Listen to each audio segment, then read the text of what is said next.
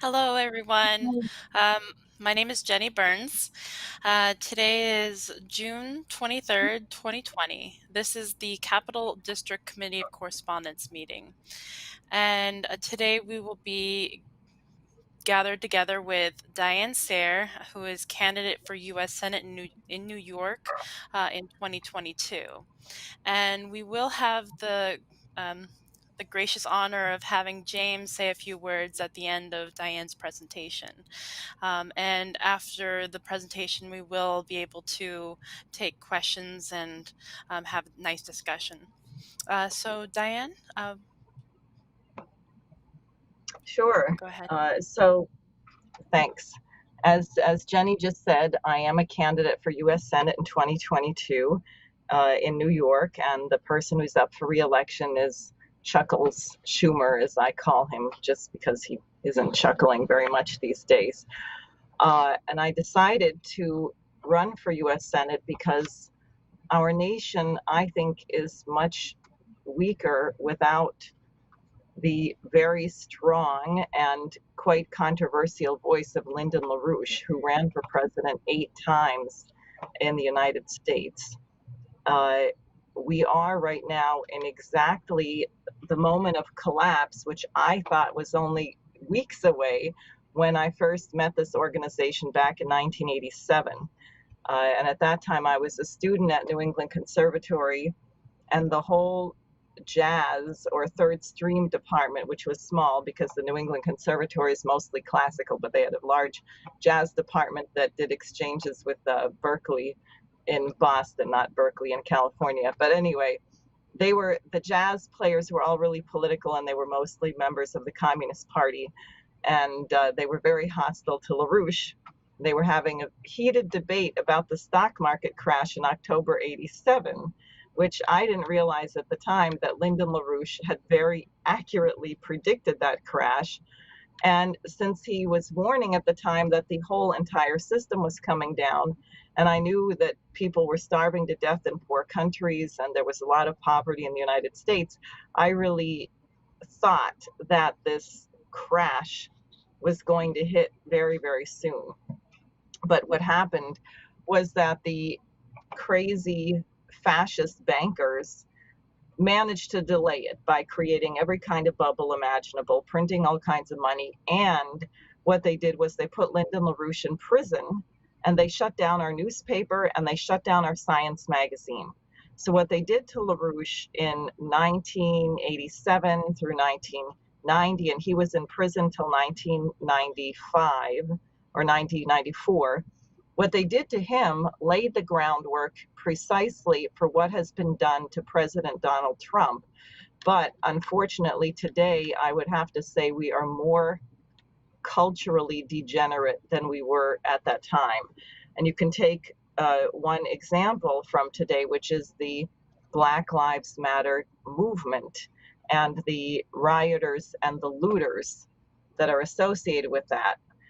We saw this just last week, where on the very same day, or they tore down the statue of Albert Pike, someone whose statue we had been calling for not tearing down, but having removed, because Albert Pike was one of the founders of the Ku Klux Klan. He was the chief judicial officer of the Ku Klux Klan. He was a top official in the Scottish Rite of Freemasons. And his statue was towering over Judiciary Square in Washington, D.C. So if you have one of the founders of the Ku Klux Klan as the main person you're honoring in Judiciary Square, probably you're not going to have very much justice. Well, they tore that statue down, but the same day they tore down the statue of General Ulysses S. Grant. Well, who was Grant? Grant was the guy who defeated the Confederacy.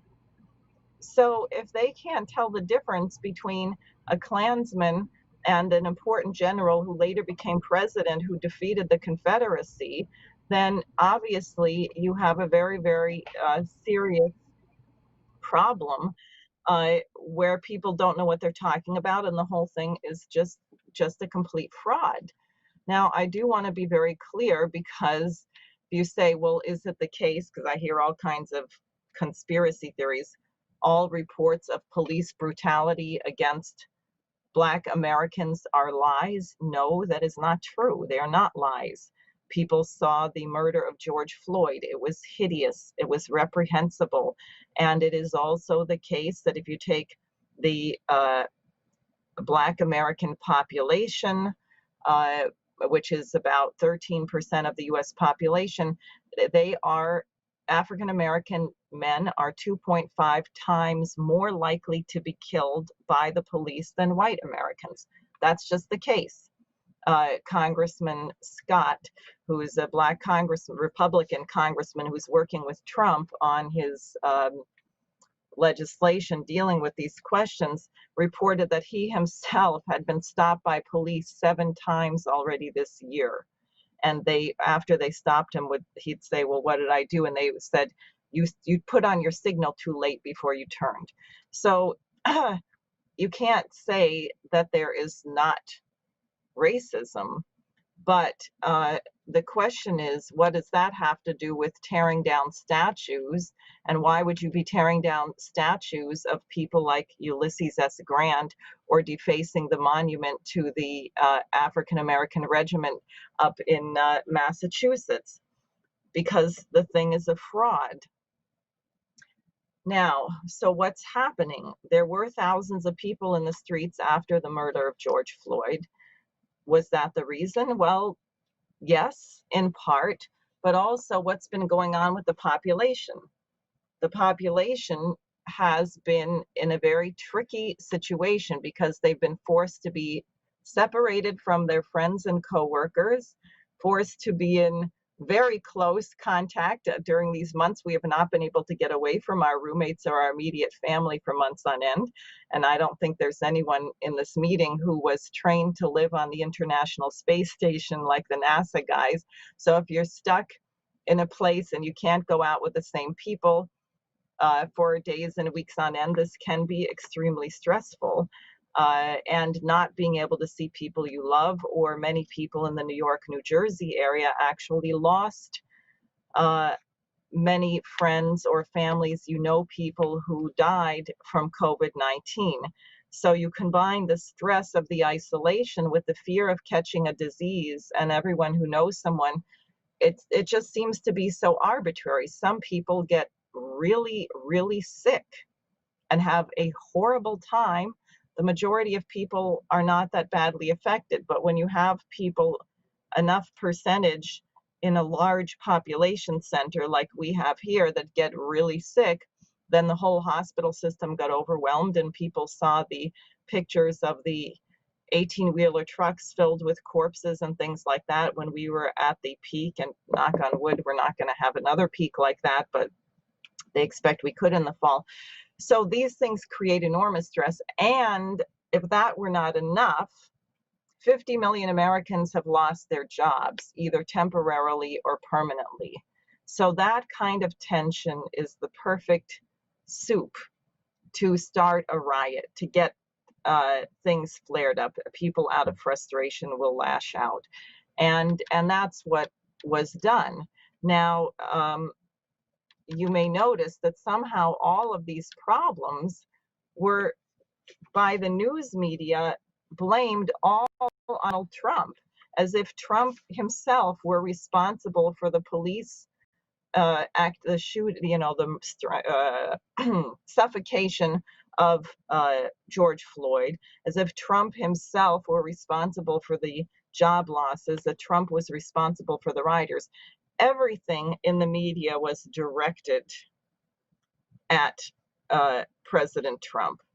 And the media creates enormous hysteria. And I think it's important to remember what I've brought up several times, and know that literally days after President Trump was inaugurated, the British paper, the London Spectator, had a banner headline saying, "Will President Trump be ousted in a coup, assassinated, ousted in a coup, or merely impeached?" When the British say that, that's their policy. So you look at what they're doing. But is this only going on in the United States? No, it is not. And this gets back to what LaRouche also said right after Trump won the election. He said this is not a local phenomenon. For example, do you think the rioters in Spain really were out there in the thousands because of the murder of George Floyd? How about the riot that happened in Stuttgart, Germany 2 days ago, where 19 police officers were injured because a mob came out to throw bricks and stones at them when they were doing what they thought was a routine drug arrest? So what you have to consider, which also we've brought up many times at these meetings, is the meeting at Jackson Hole in 2019, and about almost exactly a year ago, August 2019, where Mark Carney, who was then the head of the Bank of England, now he's the green climate change guru for the United Nations, called for regime change because he said sovereign governments would not be willing to just print money endlessly and also shut down all carbon fuels, get rid of electricity, get rid of any kind of energy, and exterminate their people. That is, heads of state, powerful heads of state, who care about their populations would not be willing to do this. And I will say, and just be very, very clear, as LaRouche warned in '87, we are not in a recovery. I don't care what the stock market is. The higher the stock market goes, the worse the economy is, because it's like a gigantic tick sucking, if you can imagine a 300-pound tick on a 10-pound chihuahua. That's what the stock market's doing. It's just sucking the blood out of the real physical economy. And you're paying for that in terms of your property taxes, in terms of your living expenses, in terms of tolls that you pay in the New York metropolitan area, which are outrageous, etc. So who were the governments to be targeted by this operation, this regime change? Well, what are the most powerful governments? Who has nuclear weapons? Who has a space program? And it turns out it's exactly the nations that Lyndon LaRouche identified in his proposal for a four-power agreement. That is the US, Russia, China, India. Are these nations being destabilized? Well, look, I think we have some slides here. Do you have the first one of Hong Kong, I think it is? Yeah, so what you see there is a 70-year-old man who was beaten up by the wonderful peaceful protesters that Mike Pompeo and Nancy Pelosi love. People have heard about the great democratic movement in Hong Kong. You should remember that Hong Kong was separate from China because it was the last little part kept by the British in the Opium Wars. So you have violent riots in Hong Kong, which Nancy Pelosi praised as being absolutely beautiful. Next slide. Now here, there was supposed to be a meeting of the RIC, Russia, India, China, on economic development. That couldn't happen because there's a border conflict between China and India, and you can see the US press, how they're covering it. US intel, China ordered attack on Indian troops. Just since it is US intel, and US intel have been trying to run the coup against Trump and are run by the British, that's probably a lie. But somehow the British, which had a lot to do with India over a long time, managed to escalate the fighting between China and India. So those two nations, which were supposed to meet today, did not meet. Next. Now, here is Ukraine. You remember this perhaps 2013, 2014, when Barack Obama was president. You see those swastika-looking signs on the flags there. This is the Azov Battalion. They are Nazis. They support Bandera. They came in there throwing Molotov cocktails, beating up members of parliament with baseball bats. And again, people like Congressman Menendez, Pompeo, others call them the freedom fighters of Ukraine. So I look at the, isn't that, so we have Hong Kong riots to destabilize China. We have the China-India operations to prevent those two nations from working together. And then you have the Nazis in Ukraine to go after Russia. Now, what many of you may not be aware of, but it is probably the most important thing, that the most important intervention against this that's been done, is that President Putin, and you can just show that slide for a second, in order to, because what the Europeans are doing is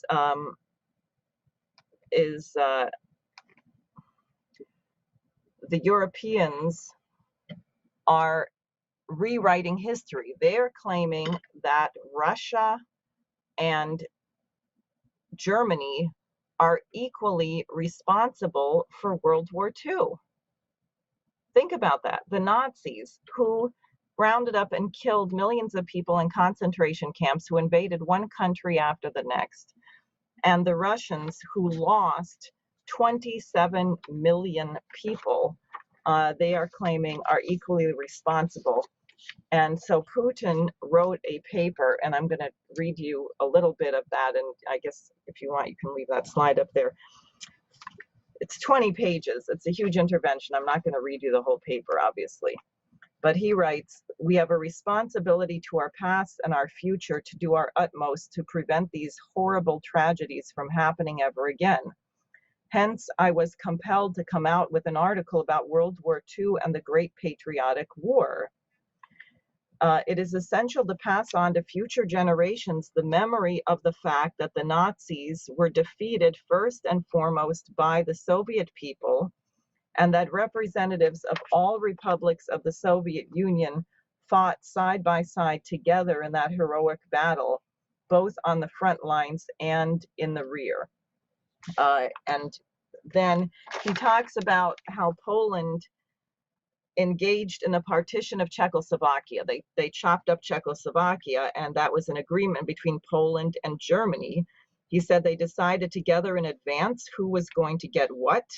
And by the way, Putin's sources are diplomatic papers which have just been declassified. So he's using actual documents that have been declassified since World War II, which is why certain people will really freak out. He says Polish ambassador to Germany, Józef Lipski, reported to the Minister of Foreign Affairs, Beck, on the following assurances made by Hitler, quote, "In case of a conflict between Poland and Czechoslovakia over our interests in Teschen, the Reich will stand by Poland." So it's on the record. That was the discussion, is the Nazis and Poland agreed on the partition of Czechoslovakia. And then later, Putin references what he calls, "It will suffice to remember the cynical phrase said by Polish ambassador to Germany, J. Lipski, during his conversation with Hitler on 20th of September 1938, quote, 'For solving the Jewish problem, we will build in his honor a splendid monument in Warsaw.'" So you have the Polish ambassador to Germany thanking Hitler for solving the Jewish problem and saying they're going to build a monument in his honor. Okay, this is all in Putin's paper. Now, Putin describes in this paper the most unbelievable losses. As I said, 27 million people in the Soviet Union died in this war. That was 1 out of 7, compared to 1 out of 320 in the United States, or 1 out of 127 in Britain. Putin's own older brother, who was 2.5 years old in the siege of Leningrad, died probably of starvation.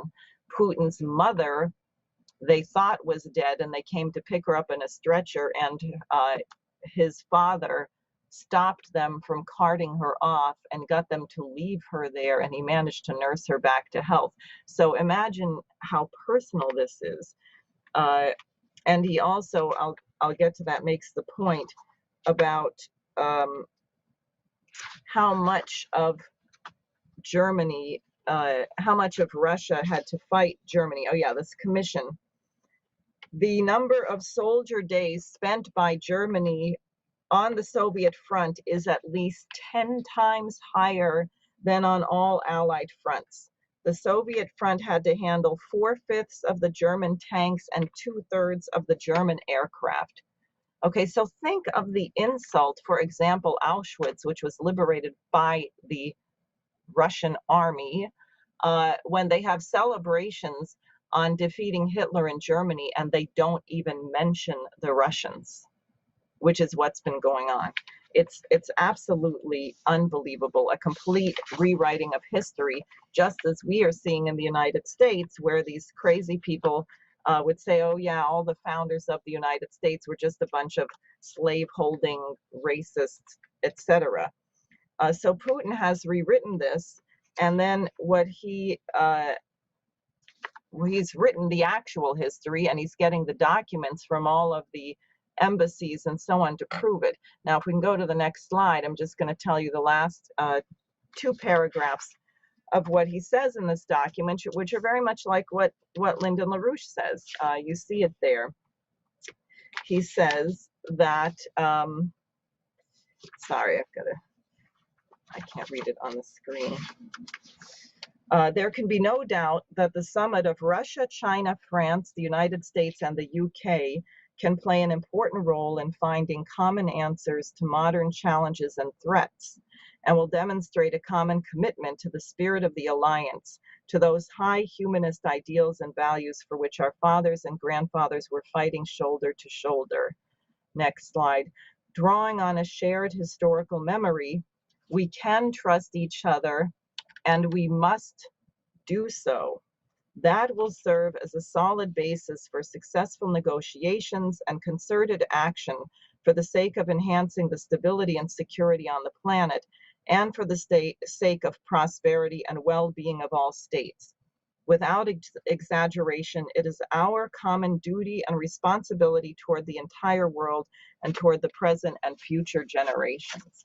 So it's extremely beautiful. It's extremely profound that Putin has done this, and you think of how much it really mirrors almost exactly what Mr. LaRouche called for, except of course we would prefer that the British not be involved in such a discussion, and the French aren't that trustworthy either. But at any rate, very important. So knowing this, knowing that the instability of the world, the desperation of these British bankers, because of the collapse of their system, is to go for war, I wanted you to hear from Mr. LaRouche. Some of you will have heard this before, on the identity of the United States, the manifest destiny, and particularly the period starting from the Civil War during President Lincoln. So if you could play that video.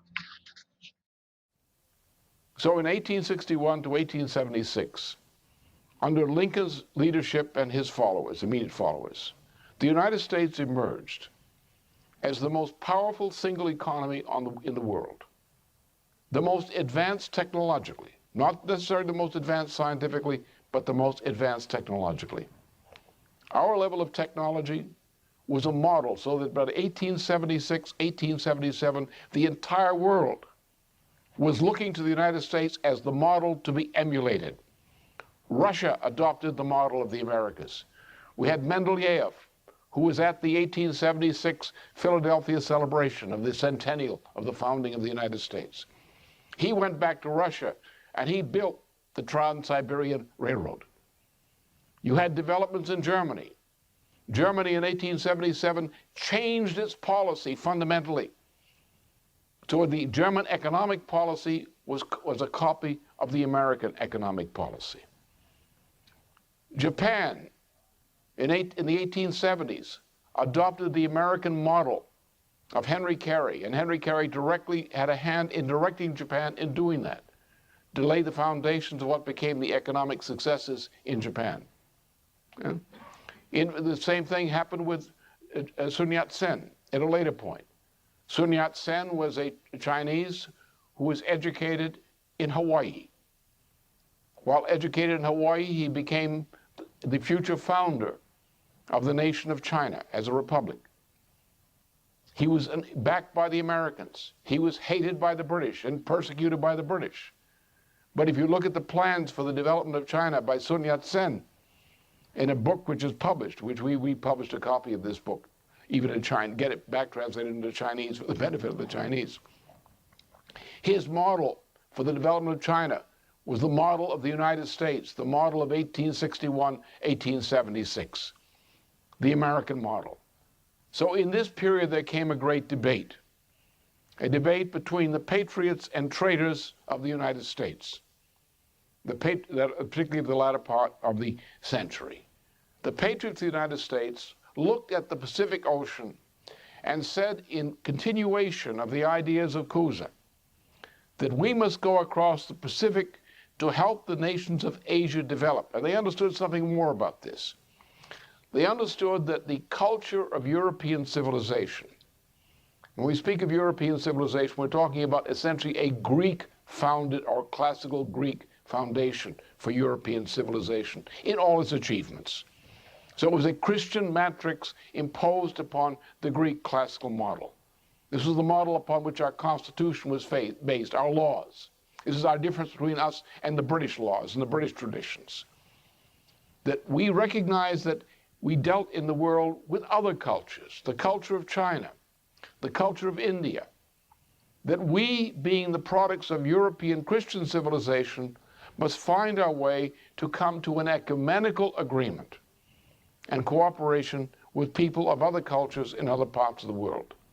And the great drive and the great debate in the last part of the 19th century between the patriots on the one side, like Blaine from Maine, who was Secretary of State for a while, who was an associate of President Garfield, an associate of the great heroes of our nation in that period, had this conception: we must go across the Pacific to establish an ecumenical relationship and bond with the peoples on the other side of the Pacific Ocean, to develop the world as a whole for our common benefit.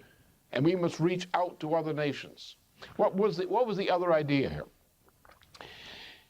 That because of problems in Europe, and of course I have a great deal to do with Europe personally, I know a good deal about it. I have a wife who beats me if I don't learn enough about it. But in any case, if you look at European governments and European political systems, the political systems of Europe are at their best inferior to the form of government which we established here in the United States with our Constitution. What's the difference? We have, our head of state is an elected president. There is no person under our law, because the Congress doesn't obey the law too well these days, but there's no person under our law who has greater authority in the state as a person, as an elected official, than the President of the United States. That is the characteristic of our Constitution.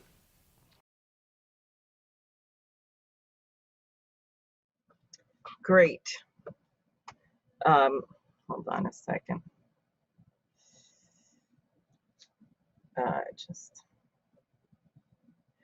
So that's LaRouche. And I think it's really worth considering how important the United States was in defeating oligarchism in the country and in the world, because prior to the American Revolution, no one had actually defeated the British Empire. Nobody had defeated this system. Now, we're going to actually, I'm just going to skip a little. Dave, can you go to the third slide? Or the second slide, the development of the USA through highways, canals. Can you go to that slide?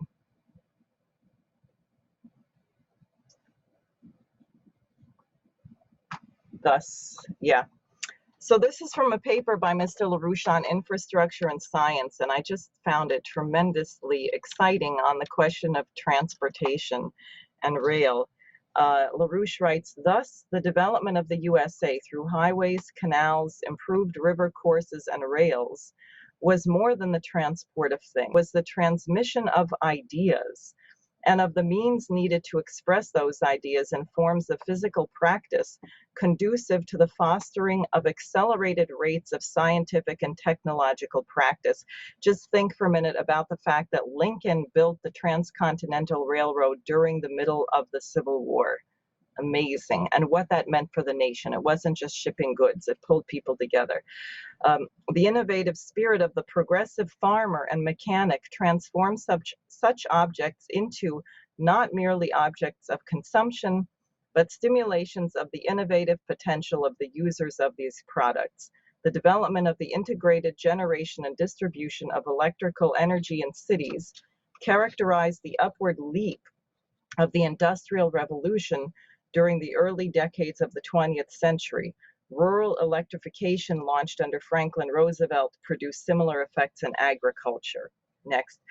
Not only is the national railway grid like a living tissue, it is a living tissue, a living interaction among the cognitive powers of the people who are participating in the activity organized around that economic bloodstream. What is being transmitted is the combined maintenance and increase of the productive powers of labor. So this is just really tremendous.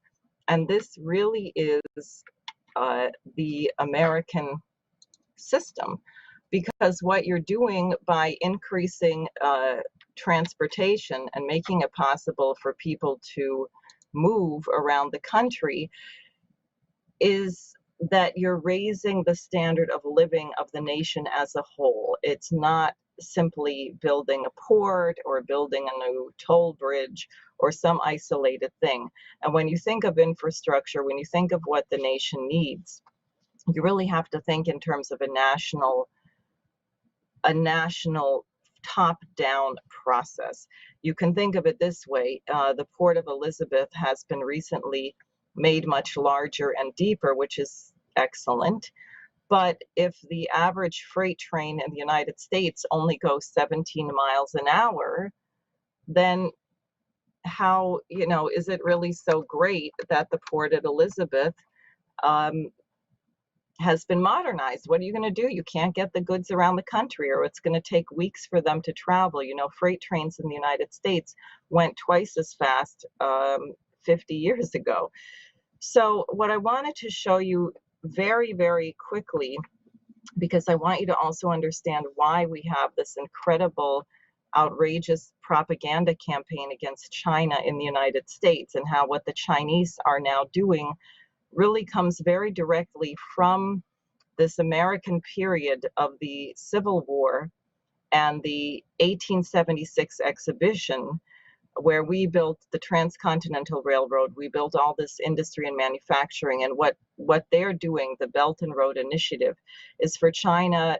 Now I think it involves China plus 130 other nations at least, to build corridors of transportation. You have to think not just in terms of a railroad, but whole economic zones. And I think it will give you a little bit of understanding also why the British choose to organize their wars in certain locations. So if we could just go to the map of what LaRouche and his wife proposed here, and you see the little choke points. Number one, the Bering Strait tunnel, which is only about 40 kilometers, and this is something that was being talked about during Abraham Lincoln's time,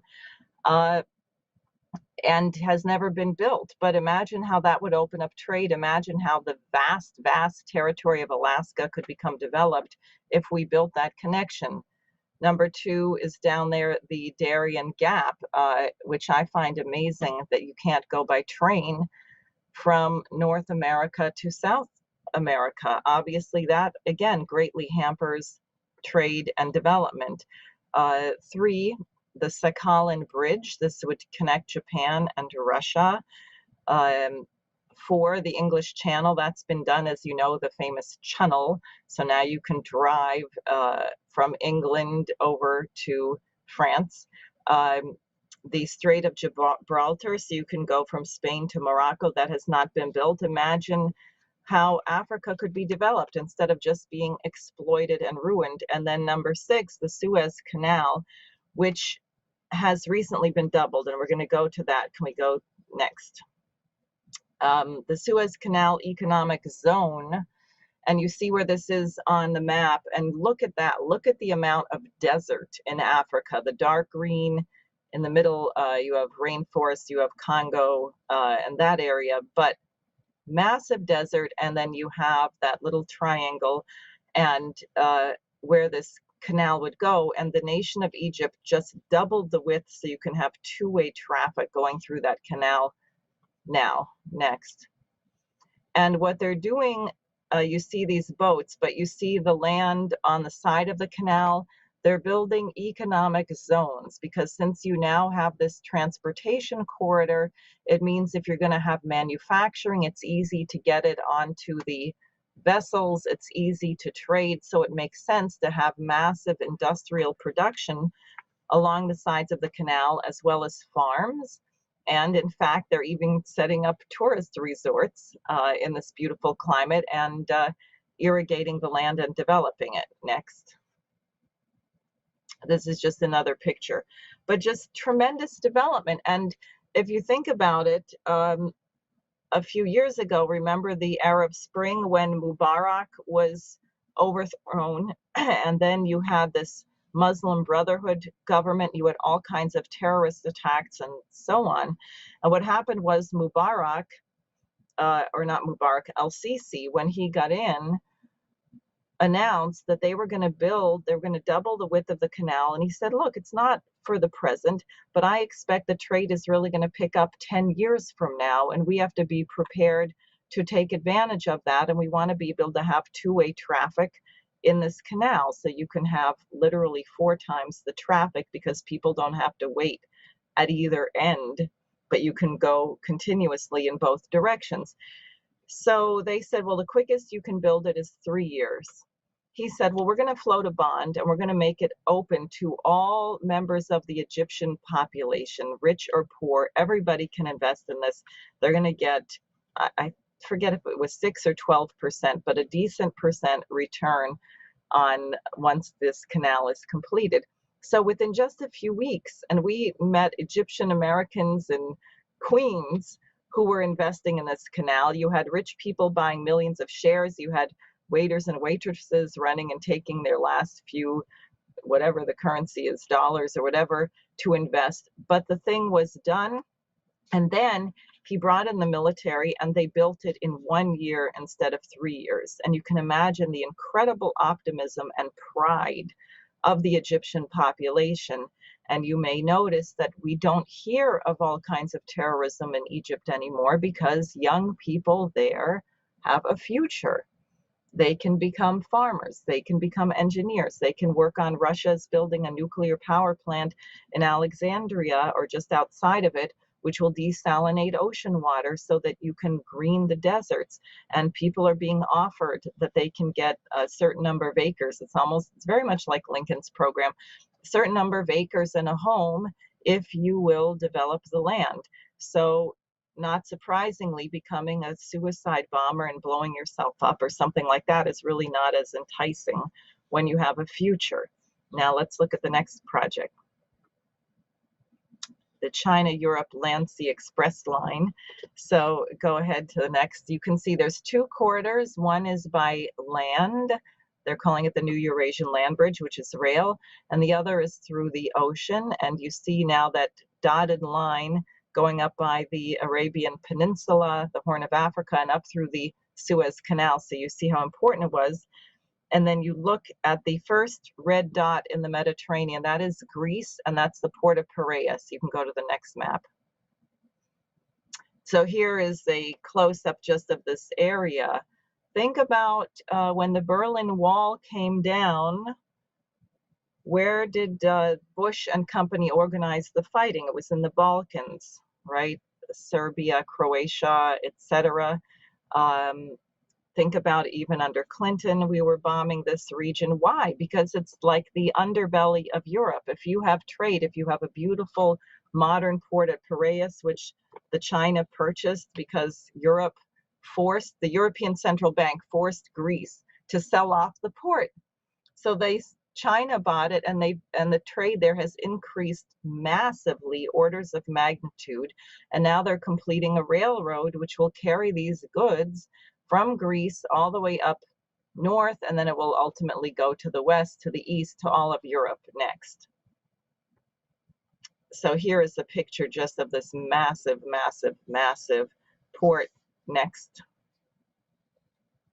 Yeah, okay, so here you see, I just wanted to give you a sense, in the United States, by contrast, instead of growing, what we have done is declining. And you see how the amount of rail in each of these regions in the country has declined, and we have lost 35% of the rail that we had from in 1970. We've lost 77,499 miles of rail. Think about that. So what's the point of producing? You can't even ship your goods anywhere. Next.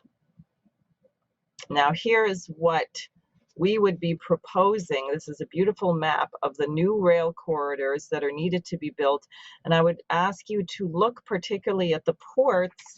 And I just got a list now. The list was dated from 2015 about what are the top 10 U.S. container ports.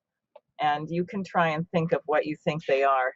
Does anyone know which state has the most container ports in it? I'm just curious. You can put it in the chat if you know.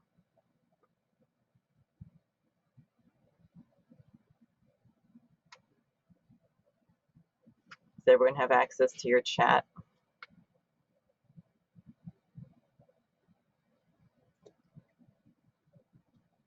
Yep, Bob got it.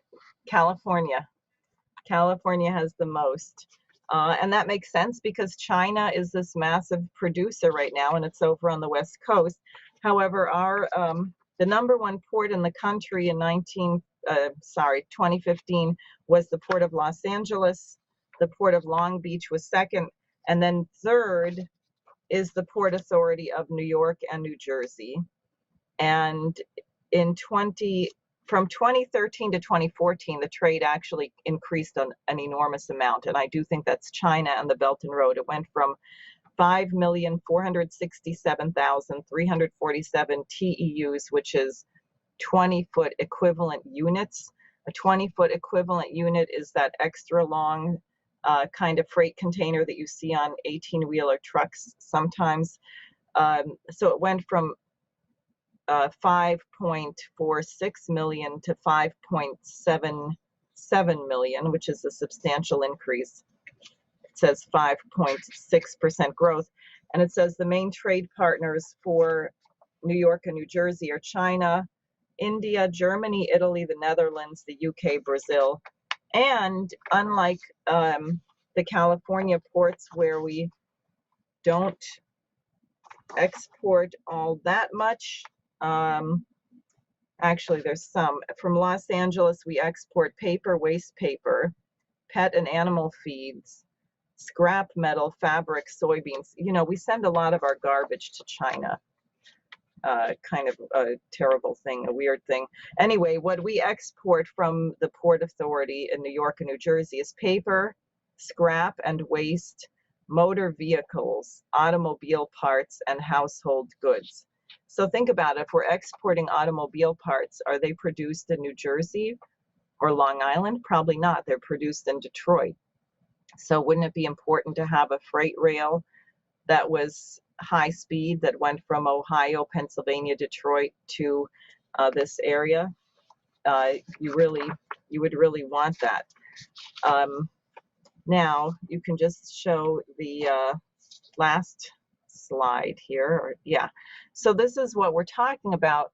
If we want to solve these problems, if you don't want to have riots, you don't want to have a coup, and we want the United States to really develop, and this is the way that President Trump would be reelected for sure, is we need a program for 1.5 billion jobs worldwide, 50 million jobs in the US, and you can imagine just from what I showed you of the rail grid and the other things, it's not like we have nothing to do. And I would encourage everyone to get this report and read it, because you'll see we're talking about, I think it's something like 6 million new employees in healthcare.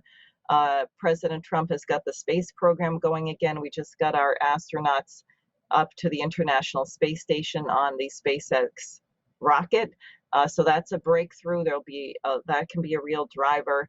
There's a great deal to do. Anyway, so that's what I wanted to say.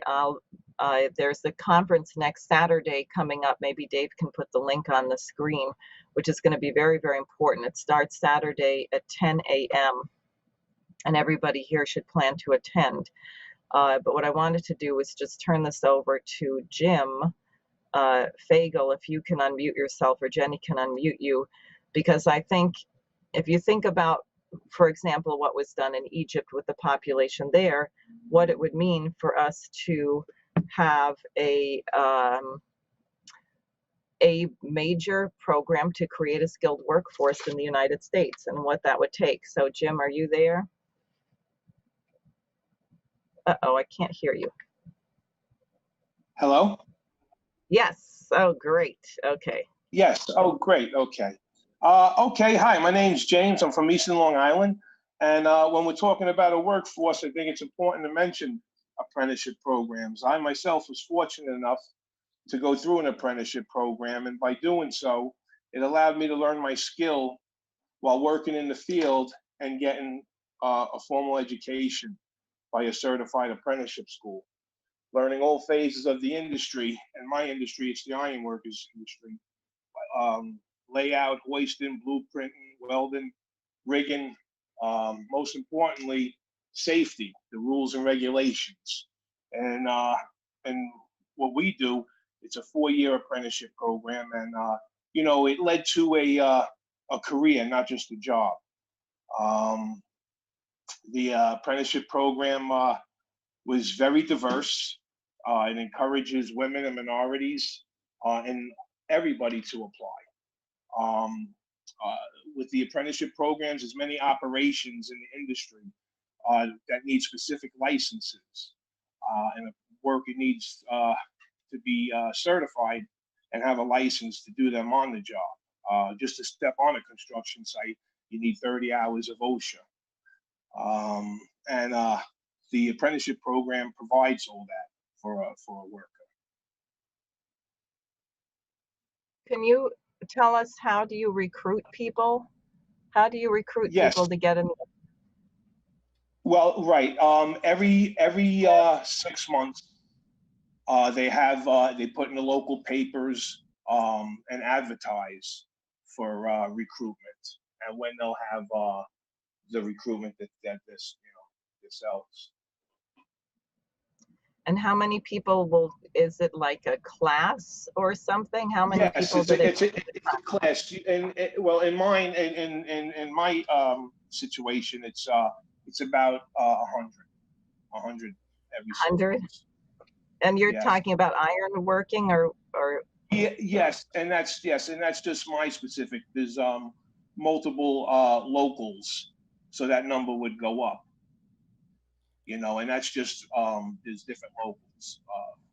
There's many different locals, and that's just the iron workers. Then you have you know, the drywallers, the electricians, the steam fitters, anything that has to do with the building trades. what do you think are the biggest challenges to recruiting these apprentices? Some of the challenges are which we are overcoming now is getting the word out there to women.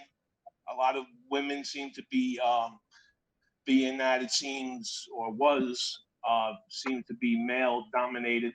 We're seeing influx of women now applying and doing great in the field. That's great. I had read a couple years ago about a highway construction problem. I think it was either upstate New York or Connecticut, where they were trying to find workers and they gave people drug tests, and there was like nobody who could pass a drug test. Is that a big problem? Is that affecting our ability to get young workers?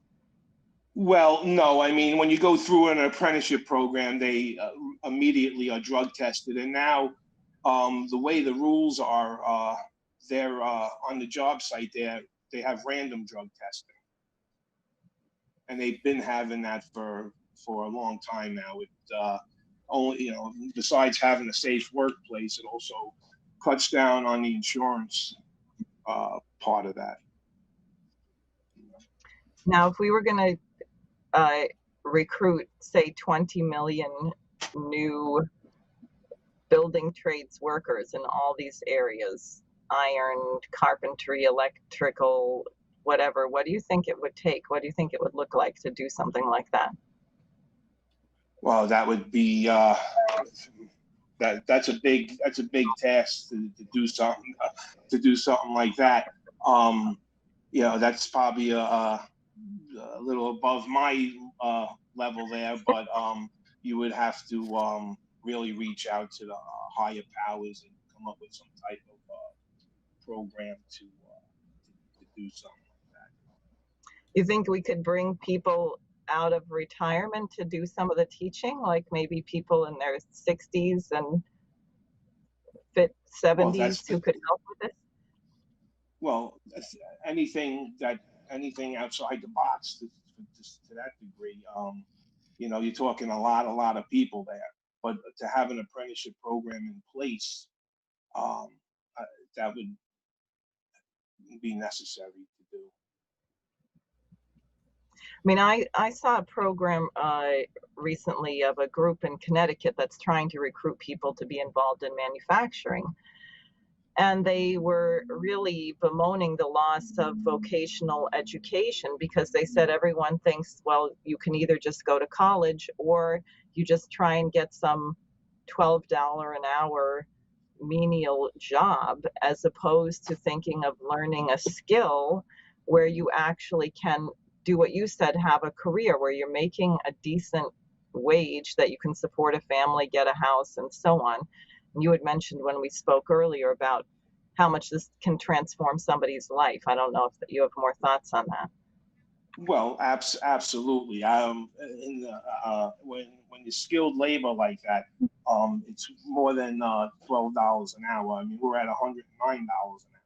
I mean, as a journeyman, you start off at I believe the rate is $36 an hour with benefits, along with vacation, annuity, and pensions. So it's such a great opportunity for somebody to get into the field. Yeah, that's great. That's great. Well, thank you very much. So I would just like to open it up if people have questions on anything I said or questions for Jim about getting this going as we need to do. Please go ahead. Oh, yeah, Denise, Oh, yeah. you're faint, but Hi. Can you hear me okay? Yes. yeah. Okay. I was just going to bring out, you know, my own experience, having been originally from Syracuse, upstate New York, that the metropolitan area when I was growing up was about 250,000 people. And what you had was heavy industry. You had crucible steel. You had Chevy or Ford plant, I can't remember, Carrier Corporation. You had just an enormous amount of machine tool places. My own father was a wood pattern maker, which is a highly specialized field in tool making. He worked with wood and would produce, given a blueprint, would produce, you know, precisely thing that would fit into another thing and so forth. And you had to be extremely precise in doing this. I don't think they do much wood pattern making anymore. But at any rate, he was on a job. He produced part of the camera that landed on the moon back in 1969. And it was probably, you know, the highest point of his life when, you know, he ran outside while we were watching it on TV and pointing up to the sky and saying, "You're seeing that because part of that camera was built by me." And I think that, you know, it's a sort of optimism I know that I have from being his daughter, but this is a long time ago. This is 50 years ago. And that we have to get this back with the Artemis project, with the rail projects. And the machine tool industry is key for all of this. We've got to be um, very vocal in support of any program to ensure infrastructure is going to be built in this country. And I noted over a week ago that Trump said we'll have a $1 trillion infrastructure plan. And what killed it is his own party. His own party under Mitch McConnell said, well, we can't afford that, which is absurd because they spend, chunks of that every month on Wall Street and bailing them out. And to say that we can't afford to give 50 million people jobs. I mean, what kind of an economic program is that? It seems to me that, with LaRouche's ideas on production, that if you are actually producing physical things that are necessary for the society, that you are actually improving the standard of living of people everywhere. And throwing that money into Wall Street, I mean, you might as well throw it down the toilet. It's, it's no good. I don't know if anybody else has that sort of experience, maybe with an older member of their family, or my father, or you might have heard it from your grandfather, but I'm just curious about what people think we ought to be doing.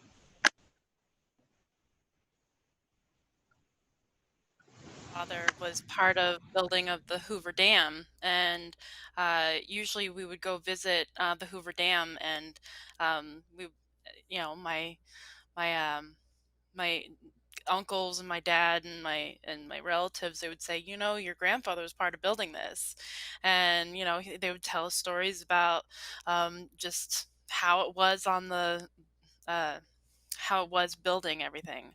Um, and they always describe it as how he would describe it, that it was actually, yes, it was a lot of work, but it was fun because it was actually doing something that was going to benefit hundreds of thousands, millions of people for an extremely long time. There's a real potential of hope and a real future. Mm-hmm. And I mean, I remember my uncles and everybody talking about how he was always so happy whenever he would come home after a few weeks or a month of being away working on the Hoover Dam, and just saying all the fun things that he did on the project, and we still go there and visit just to remember him. That's really great. Yeah. Where is the stuff produced that you're building with?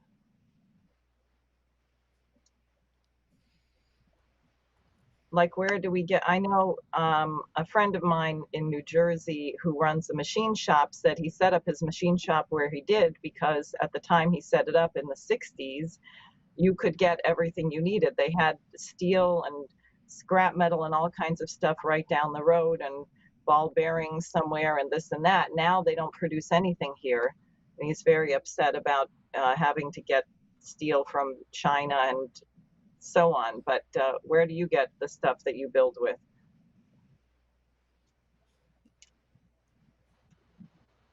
Talking to Jim? right? Yeah, to Jim. Do you know where does all your material come from? Yeah, unfortunately, like you said, not there's a loss of production in the United States. Some of it comes from foreign sources. Yeah. So just think about if we were building what we need to, because this is where this whole idea of zero growth and limits to growth comes in. We'd have to produce much more of everything, and that wouldn't have to negatively affect what China is producing. As someone said, if there's not enough pie to go around, build a bigger pie. So just because we produce more doesn't mean that they produce less. Think about Africa. The continent of Africa by the year 2100 should have 4.3 billion people. Now, that's a lot of concrete, steel, energy, all kinds of things. So there's not some limit to what we could be producing here in the United States. That's a great point. This is Art. Dave, I go ahead. have a question for James too. Are you maybe familiar with the proposal we put forward called the Space CCC program, which has to do with getting young people into projects that have to do with the space program? And maybe you've heard about this plan that one of our young organizers has from the South Bronx to make the center of space-related activity. Have you heard about that? No, I'm not too familiar with that. So the idea is that in the 30s, Franklin Roosevelt had the CCC program, which took young people out of the cities, had them working on projects like building bridges and what have you. And they got the skills, which later became the skills to, win World War II. And by the same token, we had a program that would get younger people into these kinds of projects, focusing on the space program, because that's the most advanced technology. Great.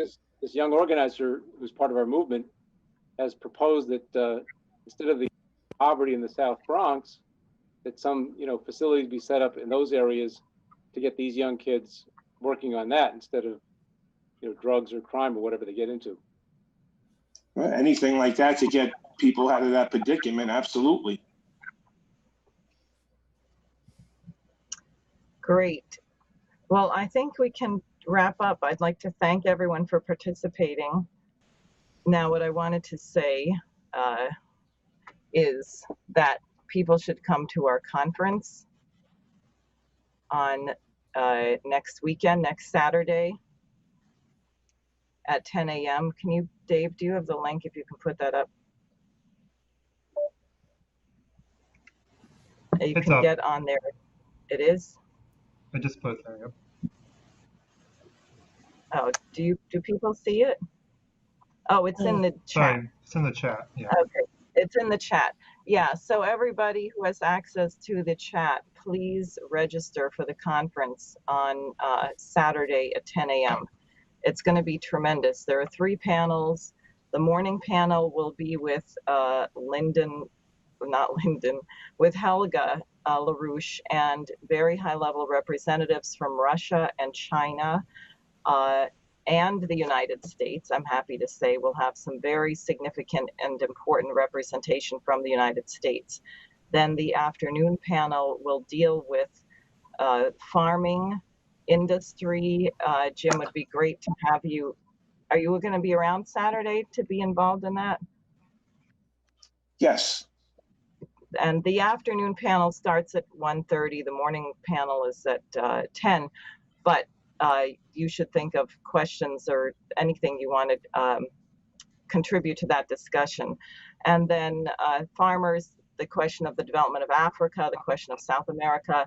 And then starting at 4 o'clock will be a panel of young people, because we are creating an international youth movement of people between the ages of 18 to 25 all over the world, who will be the future and who really need these ideas. So it's just going to be tremendous. And I would urge everybody here to take that link and circulate it to people that you know. Help us get the attendance. We got to get Americans. Unless Americans begin to think about the world as a whole, they're not going to be able to see a solution to this problem. I mean, imagine if you didn't know what Putin was doing, that Putin is making this absolutely huge intervention in the world to get out the truth about World War II so we don't have World War III. This is not being covered in the US press.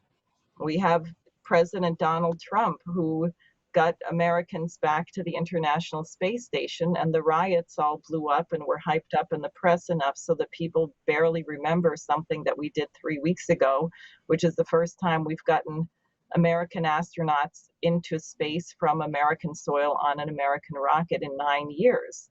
And again, just like the situation with China, this doesn't mean that the Russians should shut down their space program. There's only something like 2 trillion galaxies. So we need every nation to make its absolutely maximum contribution, and every one of us to make our maximum contribution. And I hope we have a situation very soon where Jim is completely tearing his hair out because he has so many apprentices that he has to teach that he can't figure out a way to get to them all. So I think that's it. So thank you, everybody, for coming. I hope to see everybody on Saturday at 10 a.m. and do help us get the word out for that. Thank you, Diane. Thank you, everybody. Thank Yeah. you, Diane. You. Good night. Good Good night. night.